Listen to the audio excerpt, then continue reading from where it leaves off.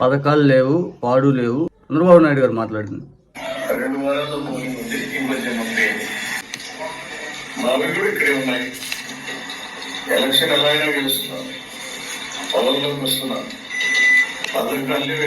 పథకాలు లేవు, ఏం చేసినా అమరావతిని డెవలప్ చేస్తాం.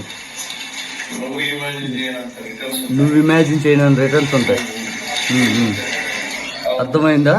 పథకాలు అనేవి ఇవ్వటం, ఇస్తాను అనే మాట అనేది చెప్పేది బూటకం. చంద్రబాబు నాయుడు గారు బూటక మాటలు చెప్తున్నాడు. పథకాలు లేవు, బొచ్చు లేవు, మీకు అమరావతి తప్పితే నాకు ఇంకొక ఆలోచన లేదు. నువ్వు ఇమాజిన్ చేయనంత రిటర్న్స్ ఉంటాయి. అమరావతిని పూర్తి స్థాయిలో మళ్ళీ వ్యాపార సామ్రాజ్యంగా ఆయన విస్తరించుకోవడానికి అధికారంలోకి వస్తున్నాడు. అమరావతిలో భూముల రేట్లు పెంచుకోవడానికి అధికారంలోకి రావాలని తాపత్రయపడుతున్నాడు. కేవలం సంపాదనే ధ్యేయంగా చంద్రబాబు నాయుడు గారు అమరావతిలో అడుగుపెట్టి మళ్ళీ ఇదిగో ఒక ఫోబియాలో తీసుకెళ్లి పూర్తిగా ఒక రాచరిక పరిపాలనలాగా తీసుకెళ్లి ప్రజలను వంచడానికి వస్తున్నాడు. ప్రజలారా మీరందరూ గమనించండి.